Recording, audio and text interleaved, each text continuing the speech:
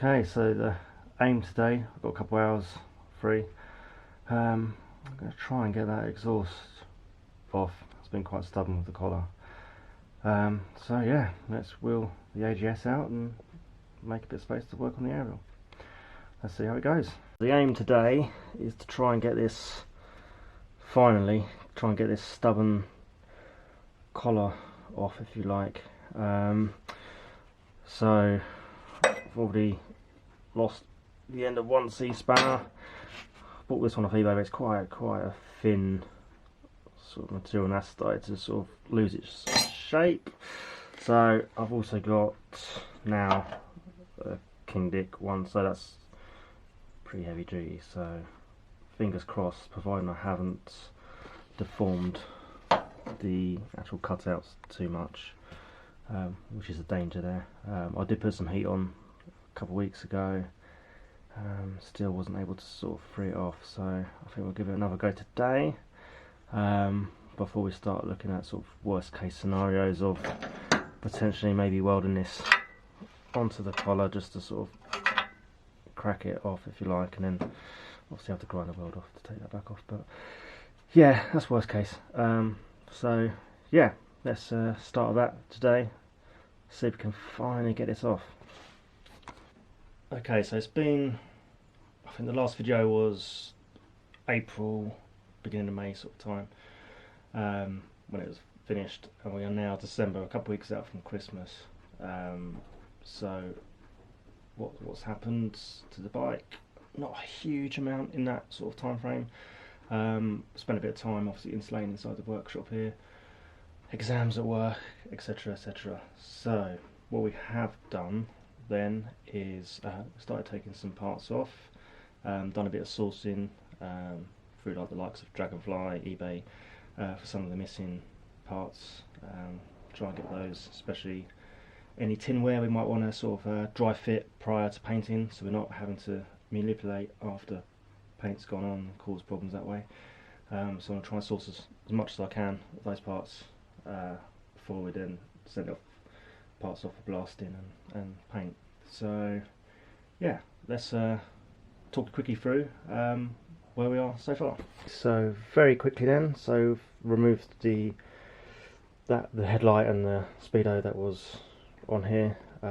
So as I said, I've got an original headlight shell now, so I'll just get the fixings for that and we'll dry fit that and make sure that's lined up, because the dummy tank does look a little bit skew with. I'm not sure if that's just to do with the way the brackets have been timed, or so we'll have a look at that before obviously remove this, just in case it does need a little bit of a straightening out, like I say, prior to any paint work.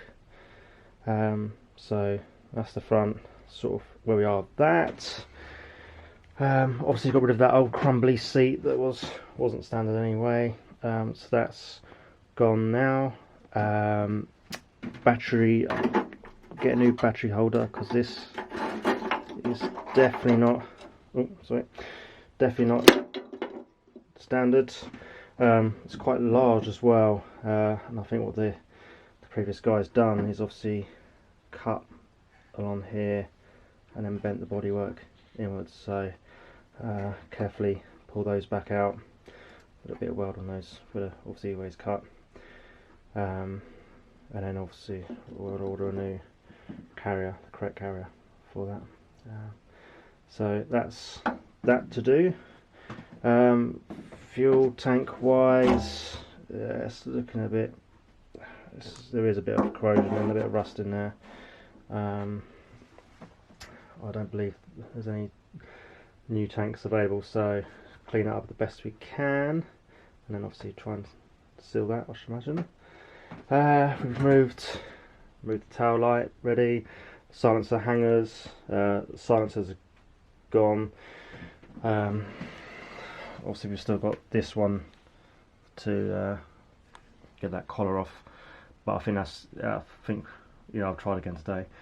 I think we're at a stage now where we'll take the engine out, get it on the bench, give us a bit more access on that collar, try that, and then worst case scenario is then I'll just weld the C spanner to the collar just to sort of crack it, and then take it back off that way. Taking the carb out, ready. Yeah, so the carb was a 375, which is your standard Arrow. The engine is a Sports, which should be the 376 carb. So I'll probably clean the one we've got up here, clean it up, put that on eBay, and then get the Super Sports carb. That is, I think, pretty much where I am at the moment.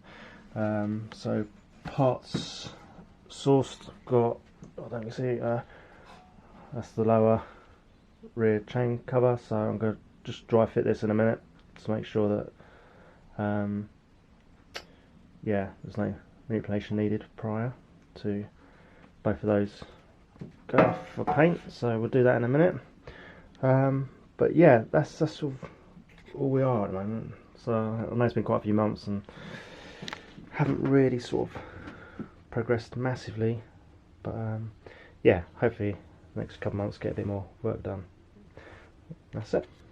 Thank you. So hopefully have another video up soon with a bit more progress.